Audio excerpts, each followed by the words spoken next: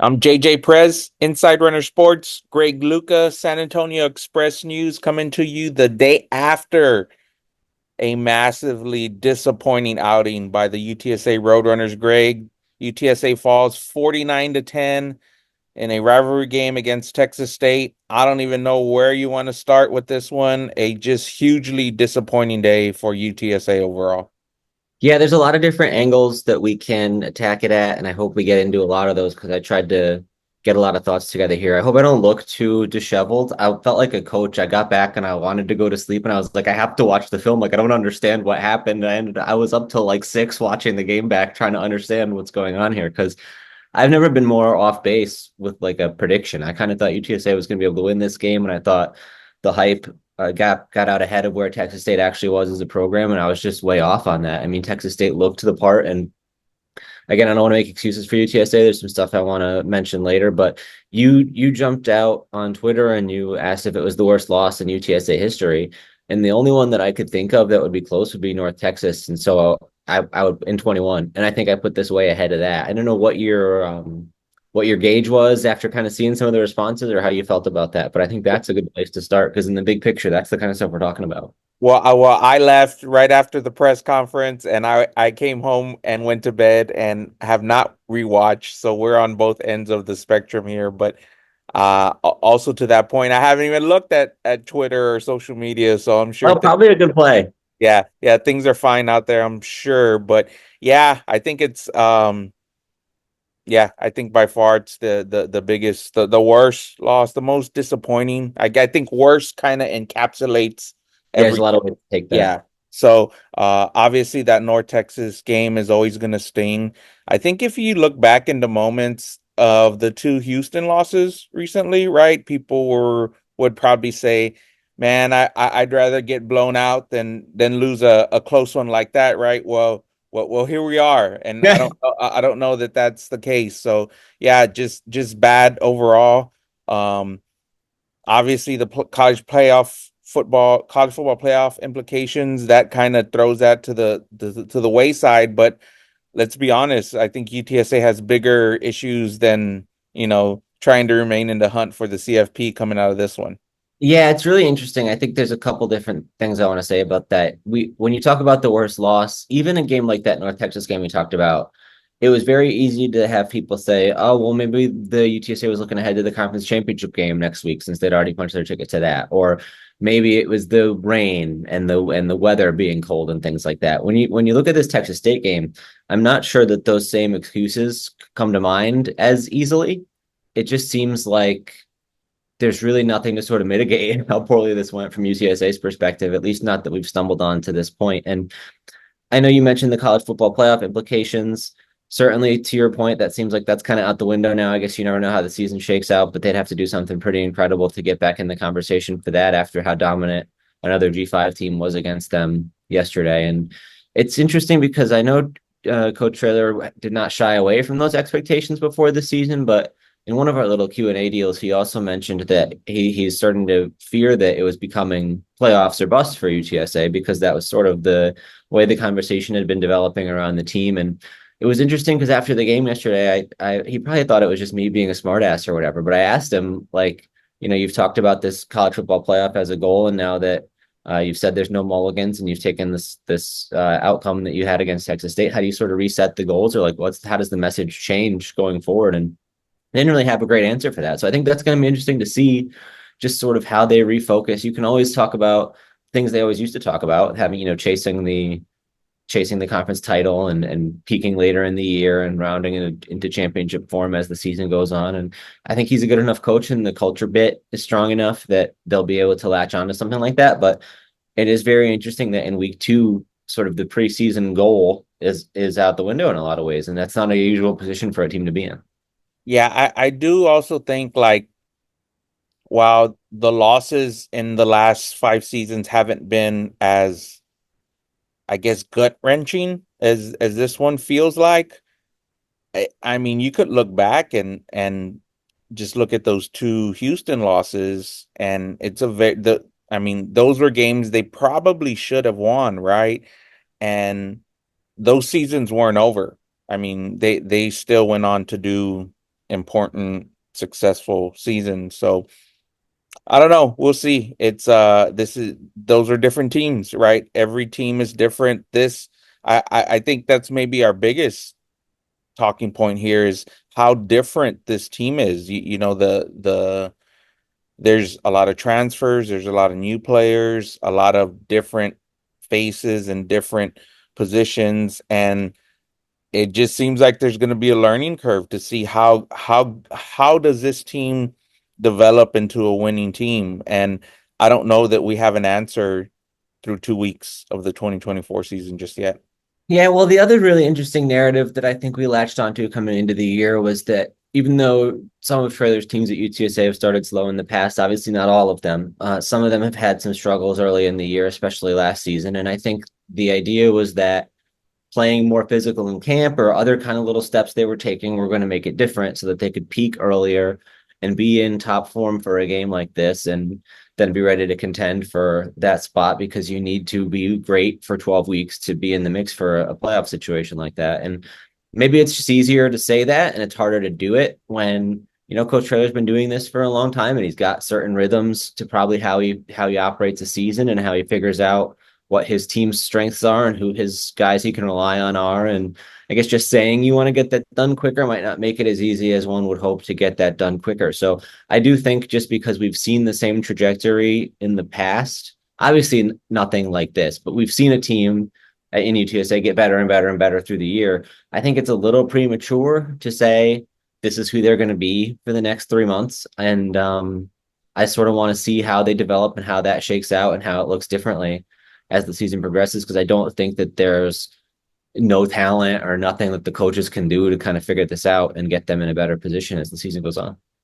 Let's get into gameplay. Greg, what did you see on your rewatch? I know, man, just after that first half, it was tough watching. Obviously, the offense struggled to get any rhythm on the day, and I think we don't have to look much further than the offensive line play, the running game, the passing game. There was very little to look back on and say, hey, at least they could hang their hat on this moving forward.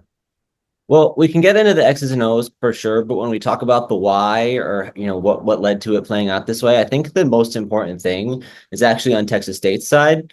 And I don't know if you listened to GJ Kinney's interview after the game or if a lot of other people saw it, but he said some things that I thought were pretty fascinating. He said that they watched more film on UTSA than anybody else, that this game has been the focus of their offseason, that they've thought for a long time about how they're going to game plan. And I thought fascinating was he said every roster move and every transfer decision they made was made with the question of, does this help us beat UTSA?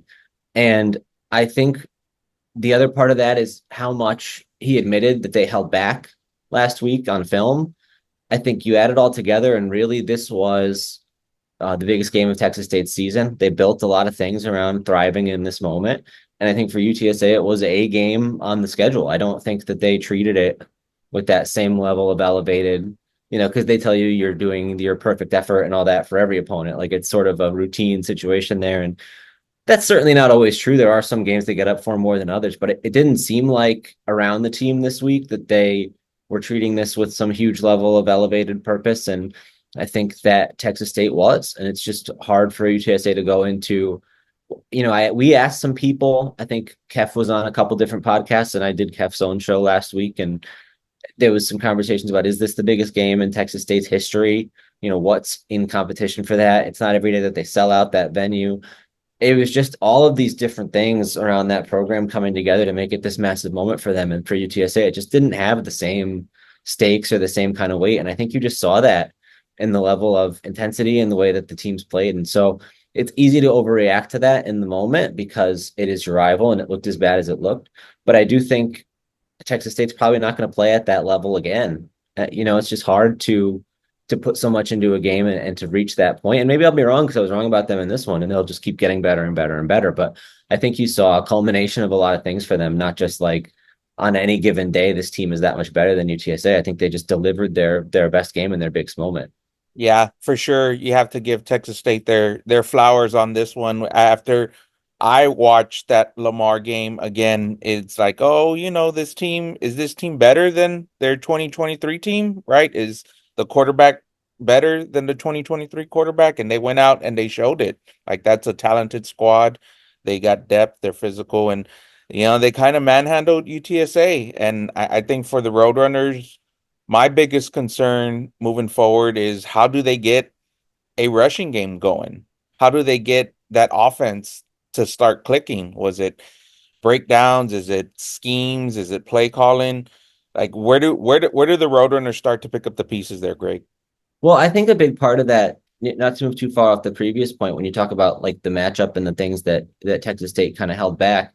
I don't know how much we've talked about this, but in my opinion, one of Jeff Traylor's biggest strengths as a coach is his ability to look at an opponent on film and figure out where UTSA has a matchup advantage or how he wants to attack them. I think just from the personnel side of that, he's really, really good at sort of identifying these different things and then seeing scheme wise as well where the holes might be and what the opponent wants to run. And so when you're A, early in the season, and B, in a situation where Texas State admitted that they held back as much as they did offensively, defensively, and special teams, or saved a lot of different wrinkles for this game, they neutralized that advantage. And maybe it's not a coincidence that their coach knows Jeff as well as he does and probably prepared some things understanding the way a trailer operates and how to sort of get a leg up on him in that sense. And so I think that again, when you talk about what UTSA strengths and weaknesses, I keep putting it off. We can get into some of the X's and O's and the details, but I do think that's an important part of it too, where it just seemed like they were not, UTSA was not in a position to prepare for this matchup the way that they would. And again, when you think about big picture, maybe that's why they've struggled early in the season relative to how they do late in the season. Because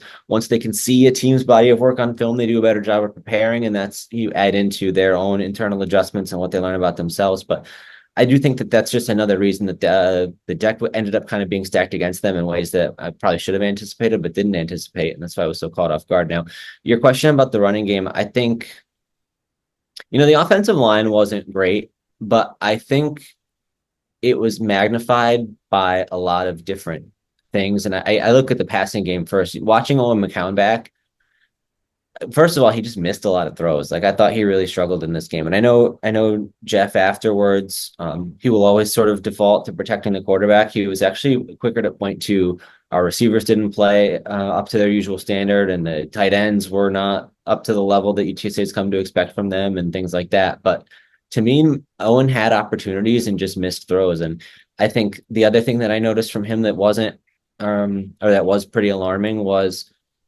it felt like in scenarios where Texas State showed pressure, he was immediately going to get the ball out to his quickest read, no matter whether that pressure actually got to him or materialized. So, one example I think is the first or second drive of the game. They had that 4th and 8 play. I don't know if you remember where they were kind of in no man's land, and so they chose to go for it.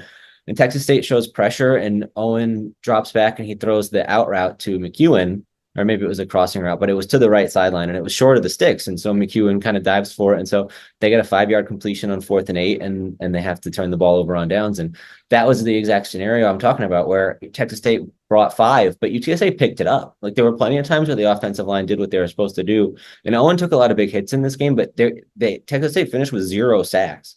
So I think there was a level of Owen not necessarily trusting the protection, and when he read that it was coming, he got the ball out quicker than he needed to. And I think that's part of the reason you didn't see some of the downfield stuff connect in a way that it could have if he was more patient.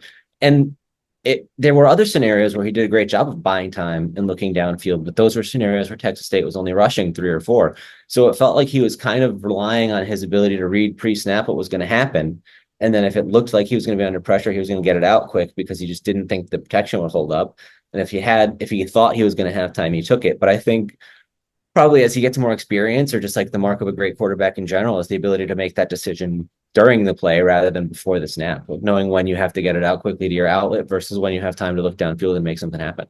Yeah, I do think kind of some of the expectations on Owen maybe have been a little unfair, right? Like we've seen him start his career at UTSA with better numbers than what Frank Harris started, right? So automatically, I think maybe people expect him to be at a certain level already, and he's just not there, right? He may be ahead of where Frank was, but the results are the results. Like everything you just said, it was to a T. Like he simply missed some stuff that he probably shouldn't have. And the more he plays in this offense, I think the better he'll get.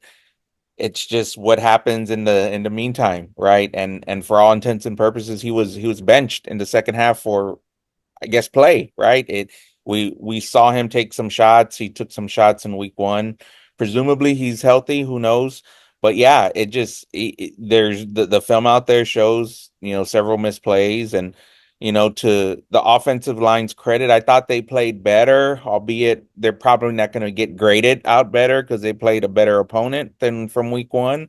But it's all the offense seems like a complete work in progress. Like this is a whole brand new era of different playmakers. And I guess kind of the question I wanted to ask you next that Jeff kind of mentioned in post game was this narrative about, it's different kind of inexperienced players. And the one quote that caught me kind of by surprise was the bushy tail and bright-eyed statement he put out there. Yeah, I think that applies to the stuff that we were just talking about with Owen and the offensive line. I don't want to give them too much of the a soft bed, I guess, as Jeff would say, Yeah. but they've talked about how those guys need to gel with the new starters. And I guess just like the final point on that is I thought they played like a 4 out of 10 level. And I think that Owen and the offensive play calling treated them like they were playing at a 1 out of 10 level. Do you know what I mean? Like they didn't really give them a chance to succeed. There was even some obviously UTSA got out of positions to run the ball, but early in the game, there were plenty of scenarios where they put together successful running plays. They didn't break any big ones, but they had some 7, 8, 9 yard gains on the ground. I actually was impressed because I remember I think it was after Texas State went up 21-3, UTSA came out the next drive and ran the ball 3 straight times. And that's a scenario where you think that you're going to get pass happy. But they ran it for like 8, 4, and 2 or something. The math doesn't work, but they got a first down on third down there, just 3 straight running plays. And so I think that maybe the commitment to that looks bad and the production looks bad because when you're down by 1 million points, you're going to throw the ball more to try to get back into it. But I do think that there's probably some potential there, and maybe it's not as bad as it's looked to this point. I still think there's a good chance that with the talent of their running backs and the offensive line being probably better than they're talked about right now, albeit not great. Then there's a scheme part of it too, because Kennesaw State game, Jeff talked about this afterwards, and it stood out watching it back because they did a lot of really creative and successful stuff in the screen game. Yeah. And there's just a lot of different ways to overcome offensive line issues. I mean, we saw this team win games with Frankie Martinez and Walker Beatty at offensive tackle. Like they know how to scheme up around struggling offensive lines, and this group is better than that group was.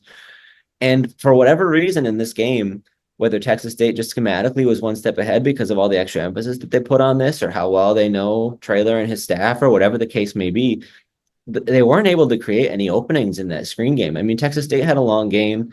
It might even turn into a touchdown on a play where they kind of did like a look left, roll left, throwback screen to the right, like that kind of stuff. And those are things we've seen UTSA thrive with in the past. And instead, in this game, their screenplays, it was just like they were outnumbered no matter where they went with the ball. And so maybe that's one where you'd have to see all 11, and then even then I wouldn't be super confident. But we asked last week whether Owen is making all the right decisions at the snap with where he's going with the ball and these kind of screen and option plays. And there was some pretty strong reviews for him. I know Jeff said in some of the RPOs, maybe there were a couple of slips in the second half, but there's still times where it feels like UTSA is not getting the ball to where the numbers are. And so that could be play calling, or that could be the decision that's made in the option game right at the snap. But there's something that's missing there for those plays to have the level of success that you saw from Texas State, where it felt like guys were just running through open field, or they only had to make one guy miss, or whatever the case may be, that led to them having some more chunk plays. Yeah, I'm sure without having spent a lot of time on social media, the offensive coordinator is getting killed or hammered because of this Kind of how it performance. works, right? Yeah. Yeah, right. And so it's kind of like you said, it's a combination of everything. And they do really need to try and scheme something up though, right? From this point forward, it's like you've seen 2 consecutive weeks of what many would consider subpar performances. So you have to try and change something up there, right? Yeah, but I think that's part of when I talked about how this is like the perfect storm that Texas State was ready to peak for this game and UTSA wasn't, is this is how they operate, is they like to give guys an opportunity to show what they can do, and then they dissect and self scout and see what they can do that can be effective. And then as the year goes on, they start to figure it out. And they just, I guess, especially with some of the young quarterback in the transition there, Frank Harris made a lot of things right that might not have been right. It's just, there were times where it looked like he couldn't do some of the, I shouldn't say couldn't do, but maybe wasn't perfect at some of the NFL route tree basic fundamentals, but made up for it with so many different intangibles and ways to get them into winning situations where the play call might not have been perfect or where the first or second option might not have come together. And I think that's something that's either an innate ability that Owen McCown will never have that makes Frank Harris special, or it's just something that a young player learns over time. But somewhere along the line, it needs to be sharper from the schematic standpoint when you don't have the guy to make up for that. And I don't know. I don't want to make it too much of a negative on the coaching because we've seen them thrive in so many other areas. But on this day, it just felt like they weren't as prepared as the opponent. Yep. What do you think? Let's turn to the other side of the ball. What do you think happened on defense? It seemed like they were okay to start the game, but were continually put in bad field position because of the offensive struggles and some special team stuff happening there too. Yeah, I actually think Jeff after the game was saying he kind of expected more from the defense, and I have a feeling by the time that they get done with the rewatch, it'll probably be a little bit of a stronger review of the defensive performance. And there was something weird with the play-by-play where they couldn't get the advanced stats that I usually look at to see how they did. Something's not uploaded yet or hasn't been corrected, and hopefully it will be later. But I couldn't get the right success rate metrics. But from what they showed us in the play-by-play and in what just visually, if anybody goes back and watches it, which I wouldn't blame them if they didn't, there were a lot of plays where the defense succeeded. They just had a lot more good downs than you probably remember. Yeah. And certainly there were plenty of breakdowns. I'm not going to, it's hard to act like they played well in a half where they gave up 400 yards just about. And so I'm not going to go that far, but I do think that it probably wasn't as alarming as it seemed in the moment. And there were cases where they could have got off the field if things were just slightly different. So think about the third possession. James Wally Jr. comes around with the sack, and Jamarius Lewis is called for a defensive holding. I'm pretty sure I picked out the right guy, but basically what happened was he saw like a guy coming across the field on a drag route, and as McLeod was sort of scrambling, it seemed like he had kind of committed to the run.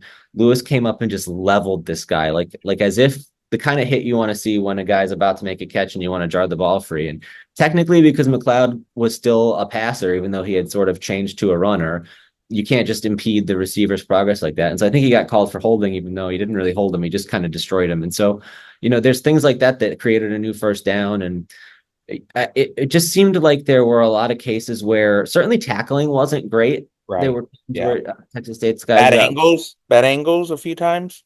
yeah, I felt like there were scenarios where, and again, you can't see the whole field, but it felt like there were times where Texas State was motioning guys across the formation to get numbers on one side or the other, and UTSA wasn't moving in response. And so then when they threw a screen over there, they had an extra blocker. If they ran an option to that side, they had an extra blocker. And it's, they UTSA might shift the formation a little bit, but if it seemed like they would have had to bring guys all the way across to create the kind of matchup problems that they needed. And I thought, I hate to call out individual guys, but I think, Jamal Ligon didn't show up on the tape a lot in this game. And I think there were cases where maybe this just isn't the kind of style of offense that a guy with his skill set thrives against. He seems like maybe just the speed that Texas State's offense played with was a lot for him to sort of match up with. And I don't know if they would have been better off putting even more defensive backs on the field because we talked about how Ligon and French and Brevin Randall all kind of deserve to be starters and are all strong players in the right matchups. But I don't think that any of them really were ready for the kind of speed and the kind of motions that Texas State was bringing. And, they play a lot of 11 personnel. So you would think that you would want the two linebackers out there, but it just didn't feel like that was the right scenario to create the kind of stops that they needed against the way Texas State was playing. Yeah, super, super speedy and talented, dynamic players for Texas State in those wide receiver positions, and they showed it, right? So you got to give them credit as well. Um, what's going on with penalties with this team? Is there an issue there? I mean, I'd say maybe half of those penalties were trash, not to make excuses, right? That's not why UTSA lost. Two things can be right, right? The referees they missed some interesting calls, and UTSA got destroyed by a better Yeah. team on this day. But Does UTSA have a penalty issue? Yeah, I don't know how deep we are in the video, but I'm glad you waited at least that long to mention the refs because they were much bigger issues in this game. But certainly those first couple of drives, it felt like there was some home cooking going on. The UTSA was going to face an uphill battle regardless. And even as the game went on, there was a pass interference penalty against Ty Milton in the end zone that I just didn't see at all. The offensive face mask was very weird. And so those had nothing to do in the big picture with why UTSA lost by the margin that they did. But certainly that wasn't helping. And there were scenarios like we talked about where maybe one or two of those could have helped them get off the field and sort of start a different trajectory. So yeah, I don't think that was great. Does UTSA have a penalty problem? There were scenarios where the discipline didn't look great late in the game. There was a penalty against Marcellus Wilkerson. He had a hit on McLeod, took him down, and then as McLeod was trying to get up, Wilkerson was standing over him and just shoved him back to the ground. And he got, you're going to get called for that every single time. And so, if you want to call that, a selfish play or say he lost his head or however you want to phrase it, it didn't really matter at that point. They were down pretty significantly and the game was over and probably just venting some frustration. So I guess we would have to see in a game where it was in the balance a little bit more if that would change the level of discipline and the approach to that sort of thing. But certainly they haven't been super promising in that regard. If you want to look at the raw number, once you're throwing in penalties for disconcerting signals, and what was the other one? We had the disconcerting signals that we saw. We had the offensive face mask, and there was a third one that it's like, I just never ever see this penalty. There was some kind of like, I don't remember if it was like an offensive holding or something weird happened that We you just couldn't don't. hear the mic either. The mics there were terrible. The speakers didn't work. I don't know. But certainly it seemed like if you want to talk about the raw number, there were some edge cases, let's call them, that might not that might not project well to the rest of the season. So, and we've seen trailers teams in the past that have been plenty successful. Some of them have ranked near the bottom of the country in penalties, and some of them have been middling. And by bottom of the country, I mean most penalties, like in a negative way. They have never been great at being a team that's not penalized. And it was actually kind of enlightening when Brandon Brown said because of kind of the it ties into the culture and the level of energy and effort and the toughness and all that they play with, that sometimes some of that extends after the whistle or extends beyond the rules of the game within the confines of the whistle too. So I think that maybe that's not something to be super worried about, but you could add it to the list for sure. Do the Roadrunners, we don't talk a lot about special teams, but do the Roadrunners have an issue with special teams? I think it was more windy than we thought it was down on the field. UTSA was not able to take advantage of that when they had the wind to their back and struggled, I guess, punting when they were into the wind. I think it was pretty high, maybe 20 to 30 mile per hour winds at times yesterday. Yeah, we didn't get a great look at Chase Allen, which was something I was curious about after the performance against Kennesaw, where it felt like he missed and was not particularly close or as strong on two kicks that we've seen him prove he can make last year when he had an excellent season. And so that was a point of curiosity that we didn't really get to answer. There's also a chance the punter is just not that good. I don't, it's been two games, but for me, it's like if you are seeing the punter enough times to make that evaluation, you have other things that are probably more Right. pressing than Yeah. whether the punter's that good. Yep. Fair point. Fair point. What happens next, Greg? How do the Roadrunners pick up the pieces? They play the mighty, very strong Texas Longhorns in Austin, the Longhorns coming off a signature win this past week at Michigan. And I mean, it's not going to get any easier. I mean, what can Roadrunner fans expect from their team? Well, I have two big picture thoughts I would like you to weigh in on. And I know you said you kind of stayed off social media. I tried to take in all of it. I want to know what the people are mad about and kind of what sort of things they want us to look into. And I read even the YouTube comments on Trailer's interview, which brings me to this next point. And I wrote before the year, I pulled the quote because I knew I was going to reference it. I said, unlike many coach quarterback duos, few observers seem interested in debating whether Frank Harris or Jeff Traylor deserves more credit for UTSA's back-to-back conference championships and Harris's 39-13 record as the Roadrunner starter. It was part of a larger column about Traylor has basically said, you guys got to give the new quarterback a break because he's going to be young and inexperienced. And in the same interview, a couple minutes later, he said, we think we're good enough to make it to the playoffs. And so he's putting a lot of that on himself, essentially, that he thinks he's put the program in a better scenario. But even without that quarterback and proven leader, it's potentially going to be an uphill battle for that position, but he's not willing to back off expectations that UTSA goes up and up and up and up. And so I felt like it was inevitable that at some point, if anything went wrong, you were going to have that debate that you always have of can Jeff Traylor win without Frank Harris? And I'm just surprised. Maybe it was because Owen played in the bowl game and played well, but I mean, that question I think popped up, 9 months later than I was expecting someone to raise it. And so I don't know, what's your take on that? Because it was the first time I saw it publicly, other than me just kind of floating out that it's not there, is, people in the comments are saying, I bet this guy can't get it done without Frank Harris now. Yeah, I mean, Frank Harris was maybe 75% of himself last year, right? I I guess mean, that's part of it too. Yeah, yeah. it wasn't full strength Frank Harris that you were replacing. Yeah, I think the quarterback gets a lot of attention, right? Some of that is fair and some of that's unfair. And I think we'll see Owen get better and eventually I believe he'll be better than Frank, which says a lot. But you have to go out and do it, right? And at this point he hasn't done it. And can that happen? I do think so. I mean, I think there's a higher ceiling, there's a higher floor, I guess, if you want to say. And I mean, it's just a matter of time, but nobody has patience. There is no time. I mean, look at the schedule. Look at what's happened, and you have conference play in 3 weeks, and all of a sudden you were being favored in all of those games, and now who knows if you're favored in against East Carolina on the road in 3 weeks. The other thing that I thought was really fascinating is that this was the first time that I feel like since I've been covering UTSA that I was really pondering more broadly the place of the big rivalry in a college football program because do you think about like the Ohio State Michigan thing where if you go 11-1 in the regular season but you lose to the other team, it's a bad year. And I don't we've talked about all these different benchmarks that UTSA is getting closer and closer to big time football. And to me, it was another one yesterday where you lose to the rival and everybody loses their mind completely. Like nothing else that's happened before or could happen after matters. We're just gonna all pop off with all these crazy takes and stuff. And so I think it's actually an interesting conversation though, in a more grounded, realistic sense of, how important is it to Yeah. beat the state? And because when I heard Kinney talking about all that they put into the effort to beat UTSA, it struck me that from Texas State's side, being 0-5 in this rivalry and having this team just down the road that you did not compare favorably with for a long time, it is reasonable that when they were interviewing for that job, one of the questions was, how are you going to beat UTSA? And when Jeff Traylor was interviewing for this job, do you think anybody asked him, how are you going to beat Texas State? Yeah. There's no shot that that came up. And so I think that it's an interesting conversation because it's up to the fans, really.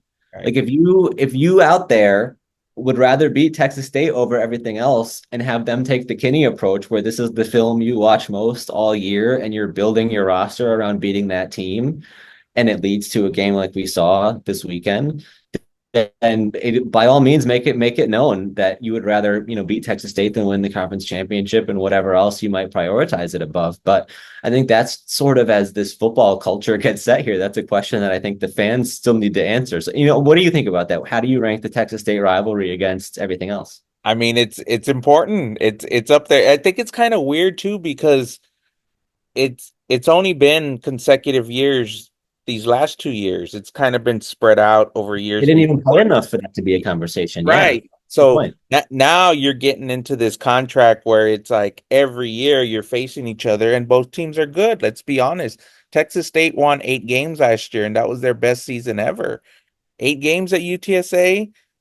People are going to want massive changes if that happens this year, right? Let's be completely honest. So it's different. I jokingly joke that they should cancel the series because I don't like that nobody pays any money for it, which is another topic of discussion. But no, it's as important as the North Texas rivalry because there's conference championship games a part of that. And now the CFP, I think, makes it even more important. So, yeah, an interesting time for sure, Greg. I think, man, we'll see what is talked about this week. Any idea what to expect, what the narrative is going to be coming out of this week? Yeah, I mean, and obviously with the rivalry, the Traylor Kenny dynamic ramps it up to another level. And the thing about building around your opponent is you don't know how long that coach is going to be there. I think it's this is going to do nothing but make three fan bases upset. But if Baylor were to fire their coach tomorrow, Kenny might be ahead of Traylor in the hiring list now. And then Arkansas. a lot that can change between now and then, but just an interesting way how quickly these dynamics can change. And so your question about what the narrative is going to be this week, it's a really good one because we have to set that in about, I don't know, 16 hours or whatever when we talk to Jeff again. So um it's a great question. I really am not sure what direction they're going to be able to go. It's probably going to be about sort of resetting the goals. I guess that Yeah. message, I do think that message has to change as much as you brushed off that question after the game is now that you've had this number one goal and it's sort of out of reach. How do you refocus the guys and what are they chasing now? And Yeah. interesting, they just haven't been in this position. I mean, when they lost to North Texas as convincingly as they did, and the only other game that we could argue might have been one of the worst losses that UTSA has experienced, they had a conference championship game to get prepared for, and they were 11-1. It's just totally different from now. How do you rebound from this level of disappointment without those things in your back pocket to fall back on? And it's kind of a new team and hasn't proven much, and just doesn't have that same level of probably security and authority and feeling great about who they are and what they've accomplished. So it'll be fascinating, honestly. I think, but we will probably be talking a lot about the quarterback position. If you are somebody who watched Eddie Lee Marburger hit some slant passes against base defense and think now he's the guy, then I appreciate your positivity. I think you'd have to show something other than a few completed throws and a 30-point blowout against the team playing prevent to convince me that you've now solved the quarterback issue. But I understand if you guys want to give him a shot, that's fine. But I think that there's probably a reason that Owen was named the starter, and there's probably some things he does that Eddie Lee doesn't do. And so certainly Eddie Lee didn't blow me away enough to feel like that's the answer now. I don't know, where do you fall on that? Yeah, I think it's still Owen as long as he's healthy. As far as the narrative goes, it's just gonna be. I wrote that the expectations need to be reset yesterday, so we'll see. I think it's gonna be an interesting 2 to 3 weeks in the Roadrunners space as we, wrap up the non-conference schedule and head to the conference play. To me, that's the good news, though, right? Because Yeah, this weekend against Texas, they were going to lose regardless. And yeah, then the week after that against Houston Christian, they were going to win regardless. I know if some of you are so down on the team that you have doubts about that, I think you really need to check yourselves there first. So that should still be a pretty easy win for yep, UTSA. And so really, it's that they have a 3-week window now to sort of answer those questions, which is yep, better than if they were facing East Carolina next week or a game that we felt like was more kind of in the balance. So yeah, I guess they're just going to have to get to work. yep.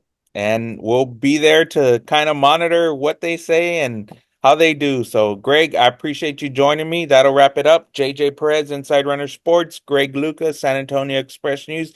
Appreciate you guys watching. Thanks.